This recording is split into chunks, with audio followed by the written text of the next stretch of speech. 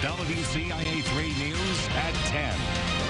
There's a 10-year-old child involved, and that is not okay. It's not acceptable on any level. And while police have some leads, they're still investigating after a violent weekend in Decatur. Good evening, I'm Jessica Coons. 6 people were shot. One of the victims was sent to the hospital in critical condition. Another victim is a child. These shootings started Saturday evening and continued into Sunday afternoon. WCIA 3's Jared Farmer is live in the newsroom. Jared, this has prompted a lot of response from city leaders. Yes, it has, Jessica, and right now they are looking into their options to support the police as the police are investigating and asking for witnesses to come forward. There's a lot of work to do, but Decatur police say they have made some progress. They say they have reason to believe this weekend's shootings were committed by members of the city's South and East Side gangs, and that these are the same gangs responsible for a shooting spree back in August. In this case, officers are looking at 6 shootings with 6 victims. One of them is a 10-year-old boy.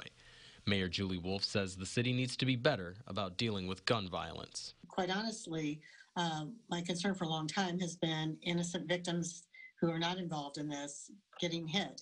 There's a 10-year-old child involved, and that is not okay. It's not acceptable on any level.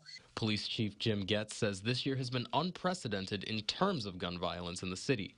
So far in Decatur, 7 people have died in 2020. Chief Getz says police are fully committed to finding the people responsible. We're working hard to solve this, and whether, when people get shot, whether they're part of a gang or not part of a gang, we want to solve the case, and we want to end the violence, and we want to put the person responsible for doing the shooting in jail where they belong. They say the hardest part of solving the investigation is getting neighbors and witnesses to cooperate. Chief Guest says people don't want to become targets for speaking out, but they need as much information as possible. And secondly, the people that have the most information are the people that are involved in the gangs. And if one of them gets shot, they don't want to share that information because guess what? They want to get even. They don't want the law to take the steps and go through the process that it's supposed to go through to solve these things. Police say if you know anything to call the Detectives Bureau or call Crime Stoppers. Live in the newsroom, I'm Jared Farmer, WCIA 3, your local news leader. All right, Jared, thank you. Now, here's a look at where those shootings happened. The majority were on Saturday night on North Water, East Garfield, and East William. Police responded to another shooting on East Grand several hours later.